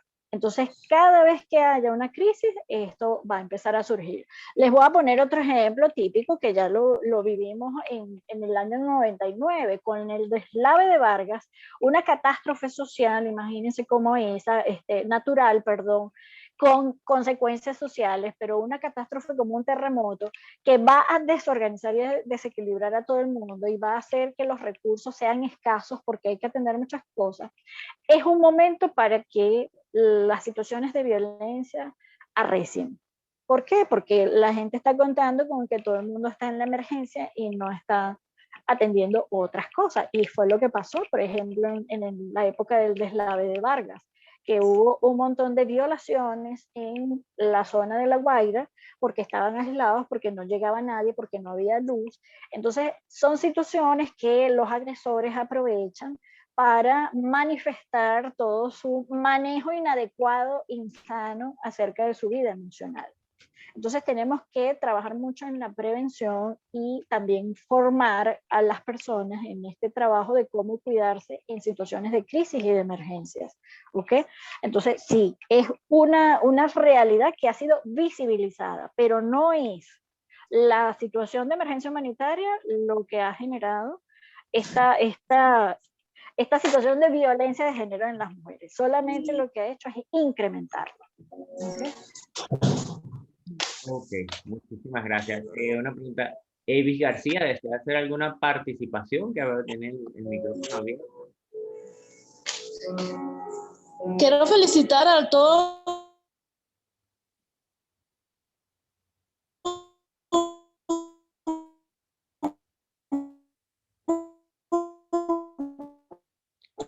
Evis, por- de Fundainil y a mi amiga Eusebi por esa iniciativa y el proyecto de un día tan grande.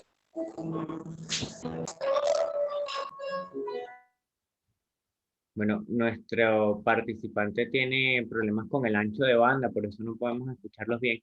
Mientras tanto, nos preparamos para cerrar. Los voy a invitar a activar sus cámaras, los que deseen salir en esta fotico final. Hay unas preguntas por acá que van a ser respondidas a continuación. Vamos a hacer una última pregunta por acá. Arturo Castro. Le invitamos a nuestra ponente aquí que nos ayude a responder esto brevemente. En caso de hacer la denuncia de violencia de género, ¿quiénes pueden hacerla? ¿Solamente pueden ser las mujeres víctimas o pueden ser familiares? No, cualquier persona tiene el derecho y la obligación de denunciar, ¿sí? La víctima, por supuesto, es la primera, pero también otros familiares, los profesionales y las profesionales de la salud estamos obligadas por ley a hacer la denuncia si tenemos conocimiento de eso, si vemos además que la mujer está en un riesgo importante, y cualquier persona que se sienta afectada por una situación de violencia. O sea, si ustedes, por ejemplo, tienen entre sus vecinos una familia que saben que tienen una situación de violencia, o sea, eso es una situación que a ustedes les afecta en su salud psicológica y social y tienen el derecho y la obligación de denunciar esa situación, ¿ok? O sea que todos estamos capacitados y tenemos la potestad de hacer una denuncia cuando tenemos conocimientos de violencia hacia una mujer o hacia una niña o niño dentro de nuestras comunidades. Excelente, muchas gracias. Y Carolina también invita a ver si nos apoya a responder esto brevemente. Nos comenta, a propósito del caso de San Cristóbal, estado Táchira, donde un padre abusó sexualmente de sus 6 hijos menores con el consentimiento de la madre. ¿Qué lleva a una madre a permitir esa acción?